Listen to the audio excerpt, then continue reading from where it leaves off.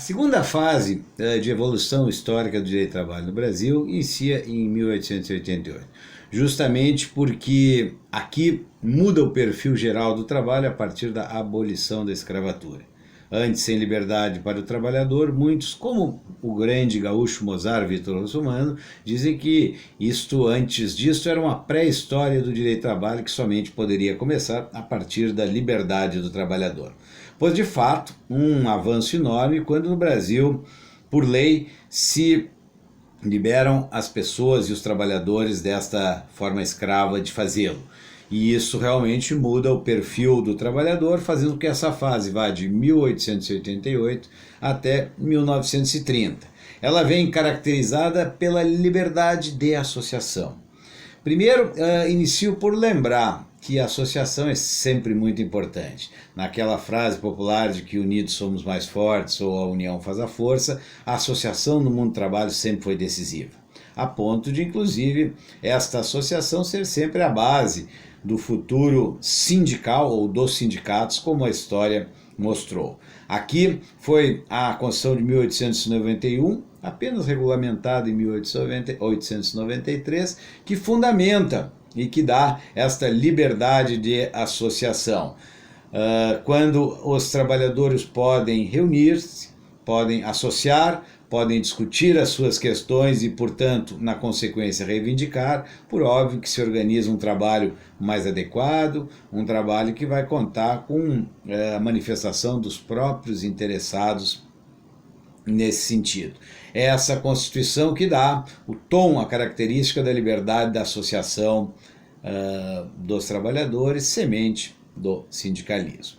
Em 1891 também um decreto de número 1313 que regulamenta o trabalho dos menores de 12 a 18 anos, o que para alguns pode parecer desinteressante, porque trabalho menor de 18 é realmente absurdo, mas significava que, especialmente na escravidão, mas também fora dela, antes dos 12 anos, crianças trabalhavam.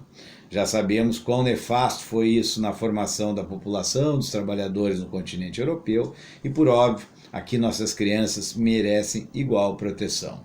Vejam que até hoje, inclusive, este será um dos motes de proteção do direito do trabalho, para que os menores tenham, por concepção de formação de ser humano e formação de trabalhador, que as crianças devam ter seu momento de criança, devam ser privadas do trabalho profissional, porque o trabalho profissional é para adultos. Somente a criança que teve uma fase de brincar, de sonhar com seus brinquedos e com seus heróis, conseguirá ser um adulto completo. E, portanto, é de se garantir sim, e isso é uma concepção e com a compreensão contemporânea geral, no sentido de que sim, se tem como garantir e se deve garantir às crianças a escolaridade e uma formação infantil, de modo a dar-lhe condições de que, quando adulto, possa ser um adulto saudável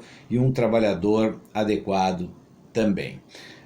Não se trata aqui também de, especialmente num país pobre como o nosso, imaginar que as crianças não possam colaborar no trabalho familiar. Podem, e muitas vezes significa a comida de todos.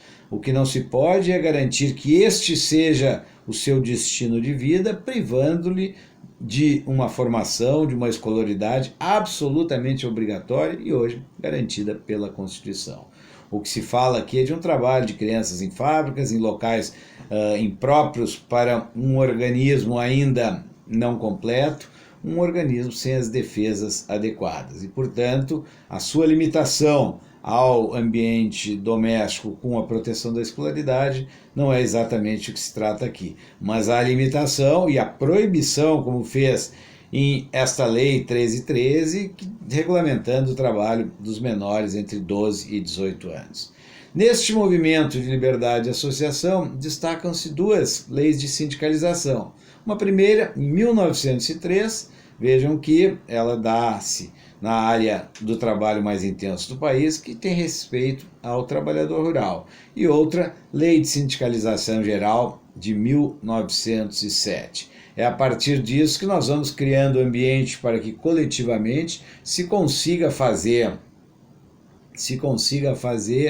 a formação do bom trabalho, a regulamentação, a participação dos interessados nesta regência. Vejam que já melhor do que na fase anterior, essa linha de gráfico vai subindo e nós vamos passar a ter ainda, muito dentro de outras esferas do direito, mas proteções para o trabalho que até hoje sobrevivem, porque insisto, o trabalho do direito do trabalho, como regra, é o direito do empregado, ainda nós que tenhamos que distingui-lo de outras formas de trabalho, do gênero, porque as espécies correspondem direitos distintos. Nós vamos identificar aqui a importância enorme do recentemente vigente Código Civil de 1916, porque na ausência e no vácuo de uma legislação específica eram as regras civilistas que se aplicam e muitas formas das espécies de trabalho, por exemplo, as prestações de serviço, o trabalho autônomo, regido pelo Código Civil. Naquele documento importantíssimo histórico de 1916, nós vamos ter, por exemplo, a regulação da alocação de serviço. Ainda dentro do trabalho, uma forma de fazê-lo com liberdade, com características muito particulares. As locações de serviço que ainda hoje são bastante comuns no mundo do trabalho e que não são da regência do direito do trabalho.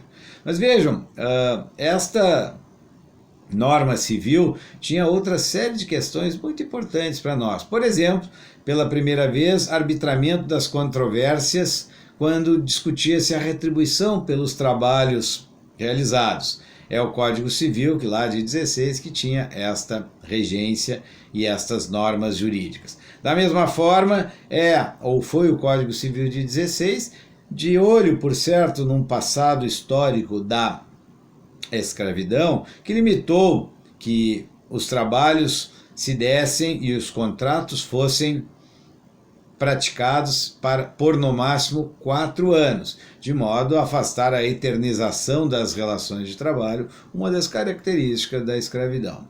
Nesse particular, antes de avançar, reitero a vocês que quando nós tratamos de escravidão como a como a prevalência do trabalho na sociedade pré-industrial, lá na antiguidade não tratávamos apenas de uma questão exclusivamente histórica.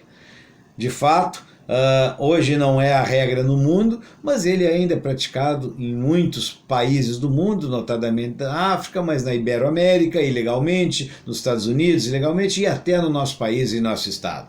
Como discutimos isso com alguma profundidade nas aulas iniciais, isto é uma das campanhas que são praticadas no Tribunal Superior do Trabalho e no próprio Tribunal Regional do Trabalho da 4ª Região. Isso porque ainda existem pessoas, e alguns milhares, que são todos os anos libertadas de condições análogas à condição de escravo.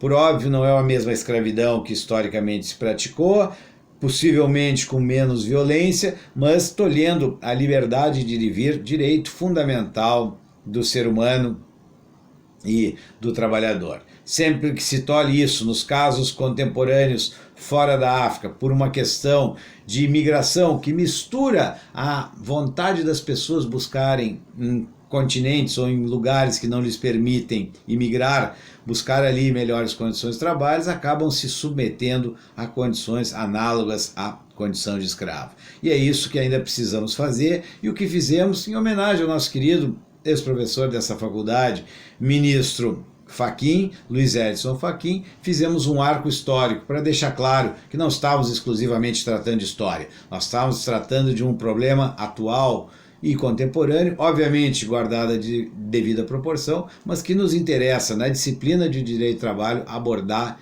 e conhecer.